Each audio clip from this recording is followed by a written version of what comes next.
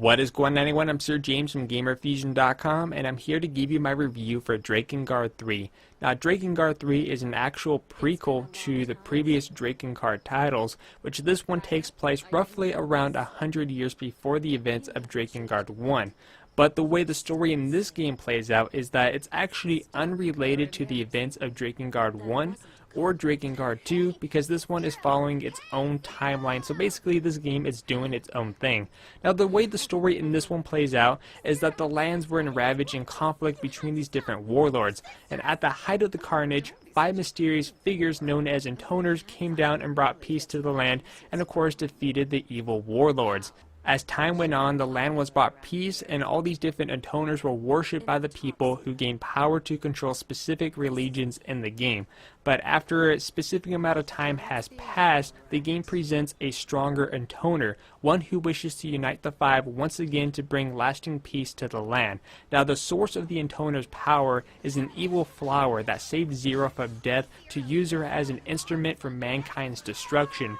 But Zero was the original host, and now she wishes to destroy all those affected by the power. Sister spawned with Zero tries to kill herself to ensure the safety of the world. So long story short is that in the game you're playing as Zero, and you're on a quest to kill all the intoners in the game. As for the graphics, the visual aspect of the game is where I have mixed feelings about. For example, half of the game tends to look really good in terms of the character models, the level designs, and the stuff that's going on, especially out in the distance, while the other half of the game is suffering from a lot of texture pop-in issues, and where when you get close to objects or even some of the level designs look very outdated. It kind of looks like they polished the first half of the game, but the second half of the game they didn't do any polishing, or they didn't work on textures, whatever the case may be. So in terms of, it's more 50-50. Half of the game looks good and the other half of the game doesn't look so great. Now, as for the gameplay has a major negative and a positive. The major negative here is that the game from start to finish suffers from a lot of frame rate issues. I'm not talking about minor, I mean a lot. Even at times where it's downright so terrible you think the game is pretty much going to freeze on you. That's how bad the frame rate gets. Basically, the big drops tends to be when you're flying your dragon, and at other times when there's just a lot of stuff going on screen. In terms of there's a lot of enemy units, you call in your dragon to aid you, and then that's when things get very chaotic and you get worried about the game freezing upon you. Now, in terms of combat mechanics, the combat mechanics was actually really well enjoyable in the game. It was really fast-paced. Like, the best way I could describe it is if you take Dynasty Warriors, Devil May Cry, smash those two together, there is your gameplay style for Drakengard 3, and I really like that. What's cool is that in the game you're going to get new disciples to follow you along the way, and each disciple actually gives you a weapon which they use that they exceed in to prove their loyalty to you, that they're basically going to follow you to death. And of course, you could also choose to have 2 disciples follow you. Now, in terms of combat, what's cool is that the new weapons that you get from the disciples is that you don't have to wait to go to menu or use a menu in this case to select which one you want to use. Is that you're able to unleash crazy combinations and, you know, prop up your kill streak. Basically, what's cool is that, for example, you could be in mid-combat using, for example, a sword as your first weapon of choice. Then you could simply press L2 or R2, you're going to get a quick prop which will have the indicating weapons. For example, a triangle is your spear, X is your sword, square is your gauntlet, and circle is this frisbee-like weapon, which is good for long distances. And you can unleash devastating combination attacks, which is pretty much well polished. So the combat mechanics in terms of on the ground is very well done, and the combat mechanics when you're actually flying your dragon wasn't too bad as well. I know the game had some issues, especially during the first 2, where the controls of the dragon was a bit awkward or wasn't as good, but this one is pretty much well simple. There's going to be some sections where you're just basically going down a path, kind of like Star Wars scene in terms of the attack of the Death Star, where enemies are going to be coming at you and you basically shoot them all down.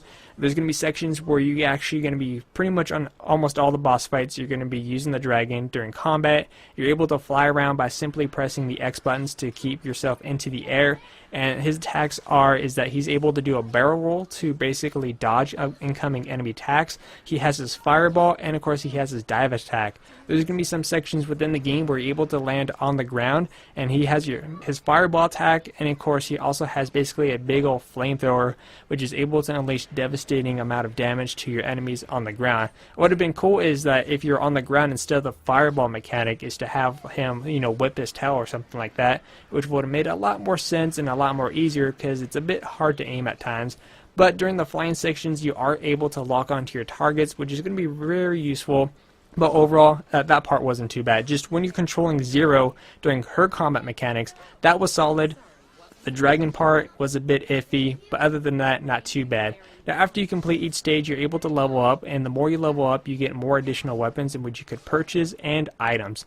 Of course, in the game, there's also hidden chests, and the hidden chest could contain one of 3 different items. One is a ton of gold, another one is one of the playing cards, for example, bronze, silver, or gold, which is used for upgrading your weapons, or additional weapons.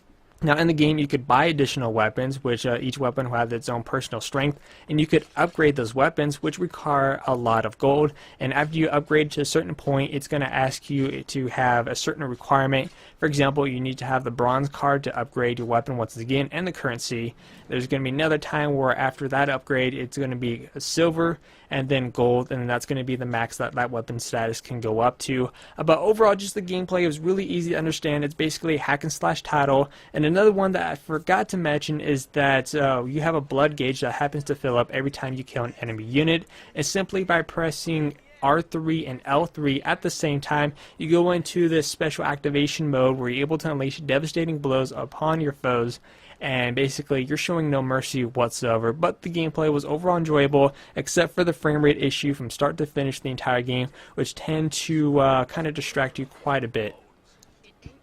Now, when it comes to the sound, the in-game soundtrack is fantastic. It was really enjoyable to listen to. I even found myself at times just staying at the main menu, listening to the music that's currently playing on there, and the music throughout the game was just really enjoyable to listen to.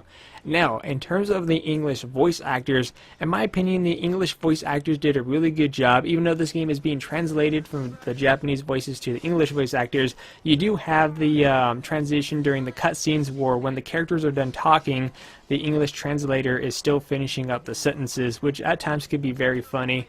But one of the downside aspects to the game is for those who wanted to use the original Japanese voices, it's not an option in the game. Instead, what they made it is a DLC that you have to buy. So if you want to use the original Japanese voices, you have to pay $5 to use that, rather than giving you in the game as an option to choose from the beginning, which should have been in the game. So just overall, the English voice actors wasn't so bad. If you wanted to use the Japanese voice actors, you either import it from Japan or you pay $5 to use those voices.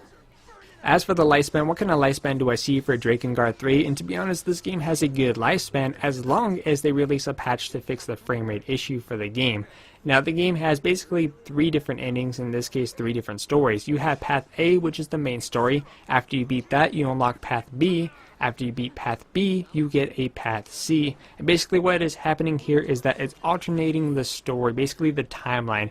For example, let's say the disciples never knew their intoners from Path A. So in Path B, they have their memories wiped, they don't know anything about the intoners or who they served once before, and now you get to see how the story plays out during that. And then Path C, well, I won't mention for spoiler reasons, but it's really cool to check out, and I think it's really cool that they added that, so you're getting your alternate endings for the game, and of course you're also getting your depressing endings for those of you who are familiar with the Drakengard series.